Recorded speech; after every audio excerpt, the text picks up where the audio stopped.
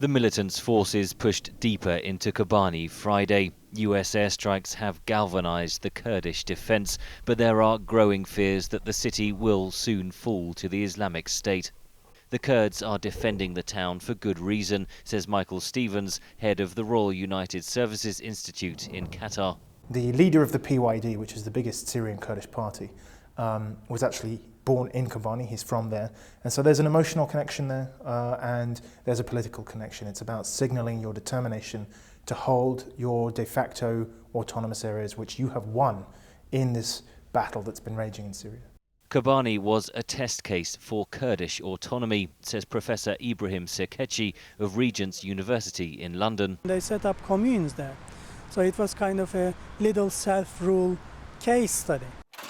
The United Nations Special Envoy to Syria, Staffan de Mistura, warned the lives of up to 700 civilians still living in the city were at risk.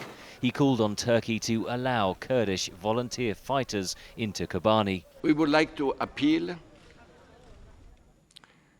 to the Turkish authorities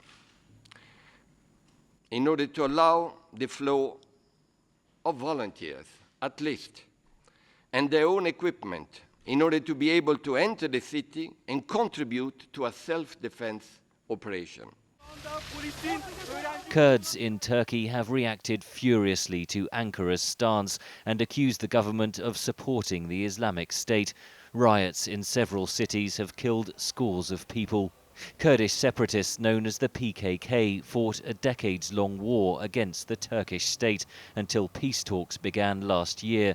Professor Sirkeci says Ankara is wary of strengthening the Kurds. If you support PKK or fight against ISIS today in northern Syria, that will mean directly strengthening PKK and making it a more or stronger party in the negotiation, particularly within Turkey as part of the peace process.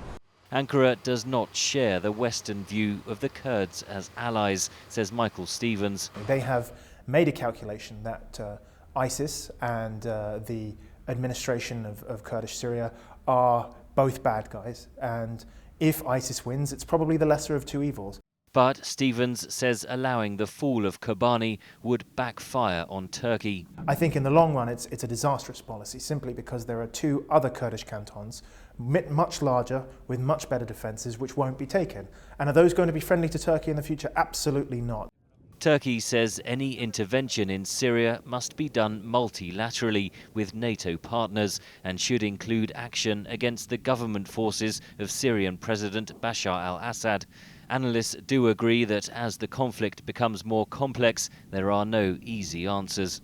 Henry Ridgwell for VOA News, London.